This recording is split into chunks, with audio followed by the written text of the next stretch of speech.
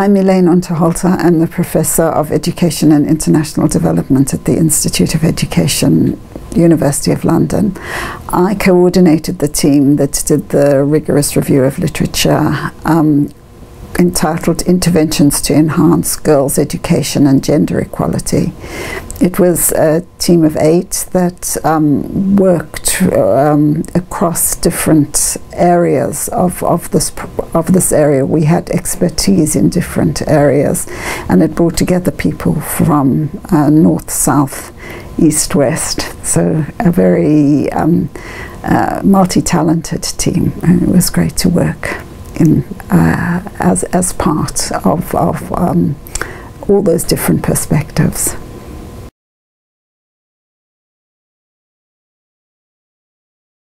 So the aim of the review was to evaluate the evidence on what leads to the expansion and improvement of girls' education, and we were also interested in under what conditions the evidence suggests that this expansion and improvement is associated with gender equality within and beyond schools. So the aim of the review was to map the field, to identify where the literature published since 1991 was and who wrote it, and then to evaluate that literature and try to categorize the forms of interventions and make an evaluation of the strength of the evidence around particular interventions and where the research was clustered. We worked with a particular theory of change which identified 3 different ways in which you could think about interventions, and those 3 different ways of thinking about interventions formed part of our analysis. We distinguished interventions that were based on financial resources and infrastructure as one kind of intervention. A second kind of intervention was based on trying to bring about institutional change, and a third kind of intervention was associated with addressing norms and forms of exclusion. And we also looked at all those 3 kinds of interventions in relation to 3 kinds of impacts about addressing learning, participation in schooling, and forms of empowerment, the capacity to address and change the injustices associated with gender inequality and other forms of exclusion and injustice like poverty.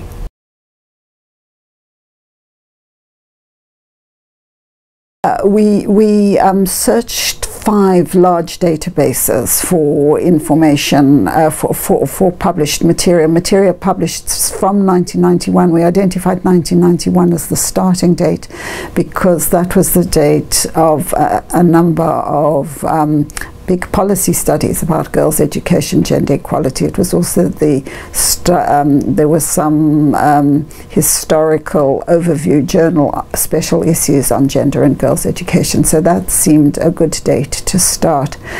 We also looked at the websites and of large organizations that are collecting information on girls' education and gender, and because we were very aware of a sort of north-south divide and the way that the work of southern researchers wasn't as publicized in the journal publications, the high impact journals, we also contacted through personal networks a number of southern researchers and tried to make sure that we represented and included their work in the review.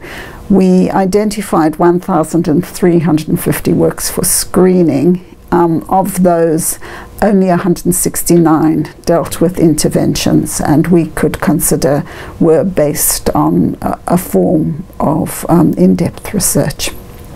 And that was how we developed the study, and those are the methods that underpin the findings.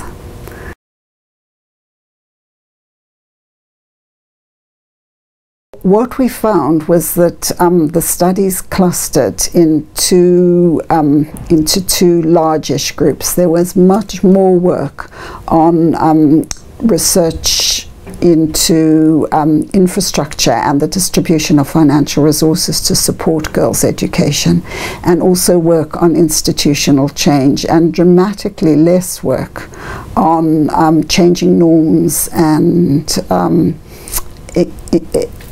and aspects of inclusion. There was also more work on getting girls into school and much less work on the connection between getting girls into school and addressing gender equality. This also much more work has been done, and that we included in our review and that we assessed as high and medium quality research evidence using quantitative research designs rather than qualitative research designs.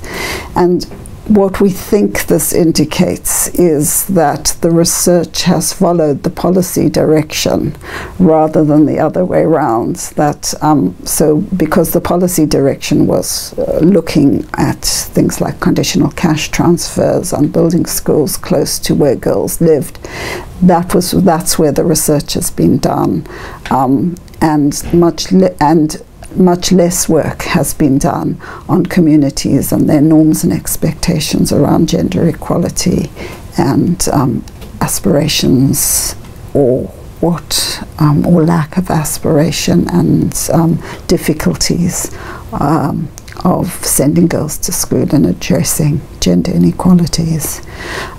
Much more work that was rated as high and medium level in terms of rigor is also associated with funded research from large research bodies and multilateral organizations. Unfortunately, very good work. There was often good work associated with small NGOs and researchers working on their own, but because they often didn't give in as much detail about their methodology, according to the criteria we were using as to how you would assess research evidence, it couldn't be given the it sometimes couldn't be given the acknowledgement that it merited in terms of the depth of knowledge that was clearly there. And that in itself raises questions about how you assess rigor and how one debates and engages with research findings.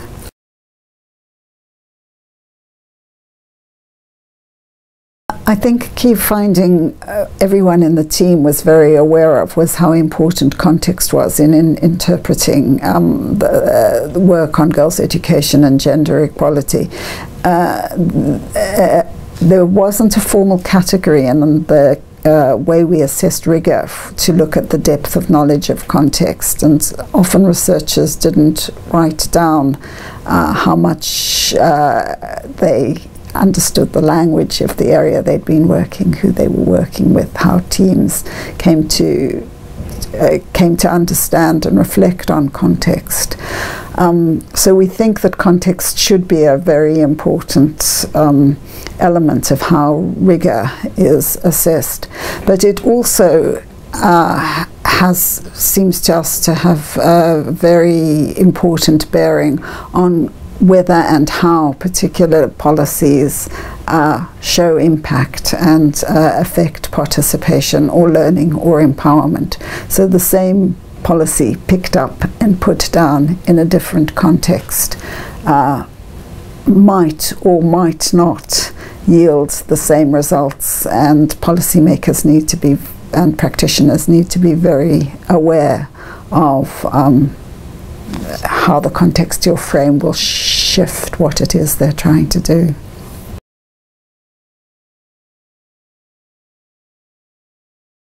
I think the evidence base is good enough, but it's strongest in relation to financial resources and infrastructure, and on some elements of institutional change.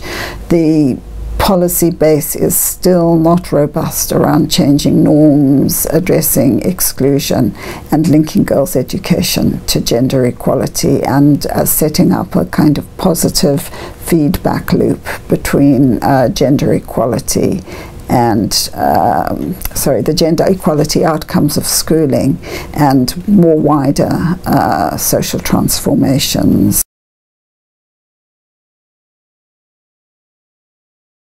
Well, we found that studies are reasonably evenly distributed between those on schooling in primary, secondary, or both primary and secondary education. So there hasn't been a skewing, interestingly, to just primary education. However, there has been a skewing to studies of rural schooling rather than urban schooling. So an area that's under-researched is girls' education and gender equality in urban settings, and we consider that an important gap given the concentration of the world's population now in urban areas.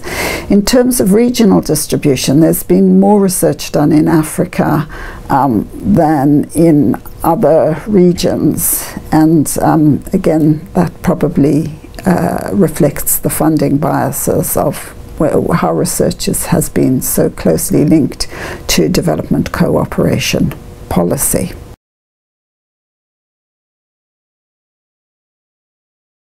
With regard to interventions that address the distribution of financial or in-kind resources and building infrastructure, the strongest impact is on assisting participation and learning, is linked with cash transfers of different kinds.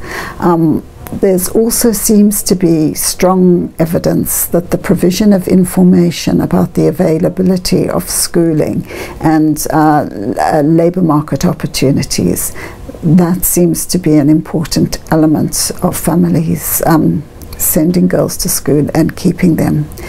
And the third area in which there seems to be strong evidence is that the provision of additional schools close to where girls live are very supportive of girls' participation and learning. There's very promising intervention that integrated water, sanitation and hygiene interventions and various in-kind resource interventions also support participation, and to a lesser degree there's evidence on that supporting learning.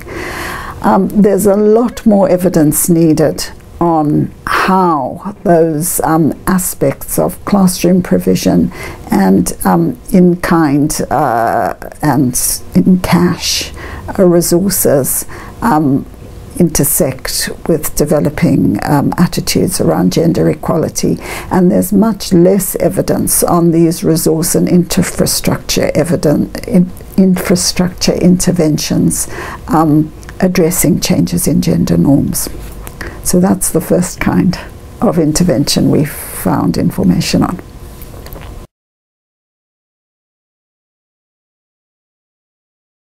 There seems to be the strongest evidence that the training of teachers, both initial training and continuous professional development, is a very important element of girls' participation in school, supporting girls' participation in schooling and engaging with gender equality. There's also strong evidence that girls-friendly schools, or what one researcher has called a quality mix, that is a whole range of different ways of addressing quality and equality in school, and reforms around those seem to both support participation and learning and aspects of empowerment. And there also seems to be strong evidence that providing opportunities for learning outside the classroom, after school or before school learning opportunities, both formal and informal, also seem to support participation and learning. There's promising evidence that the involvement of women in school governance and community mobilization and community leadership, and aspects of gender mainstreaming also support participation. There's less strong evidence that those features enhance girls' learning, and there seems to be much more work needed on whether single-sex versus co-education is supportive of participation and learning, and the jury is still out on whether the employment of women teachers supports participation and learning. It's clearly an aspect of supporting empowerment and inclusion because of the work opportunities for women through those processes. Much more work is needed on the connections with women's rights activists and other organizations who address gender inequalities. There's some promising research in that area, but more research is needed. So that's around the second big theme for us, which was interventions in institutional cultures. The key theme that's coming out is the support for the training of teachers around quality and equality.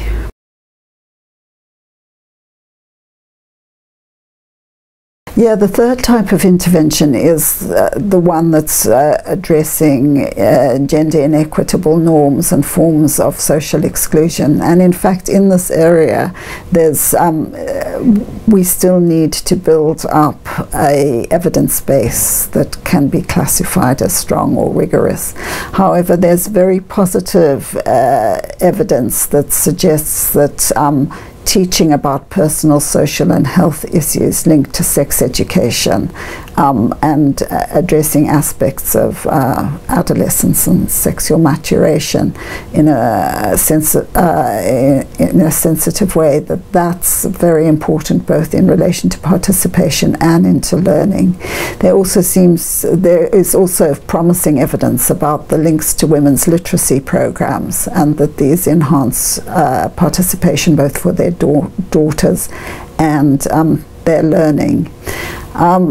There's also promising evidence that specific programs that set out to address the exclusion of marginalized women and girls and help them to participate in discussions at the school level enhance participation in schooling and learning, and also promising evidence that opportunities to proceed to higher levels of education, so having opportunities for junior secondary, senior secondary or post-secondary education also seems to be important in addressing gender inequitable norms.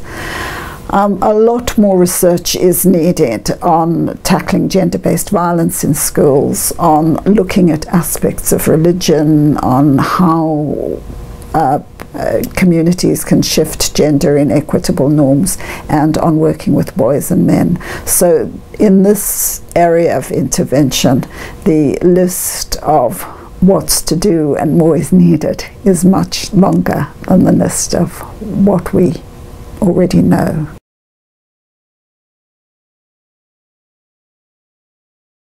Yes, well, I think the connections to gender equality, the connections between girls' school and gender equality still need a lot more investigation, but evidence suggests that opportunities for women and women rights groups to engage in policy on these themes is a very promising area, that education policies which explicitly take a gender focus also connect with gender work in other areas of social development. And but we think that strategies to improve women's access to education don't necessarily engage with barriers to gender equality in the society, and why that is the case again needs a lot more investigation, because girls' education, I think we now know, doesn't automatically lead to gender equality and women's empowerment without a lot more additional social developments and political and economic change.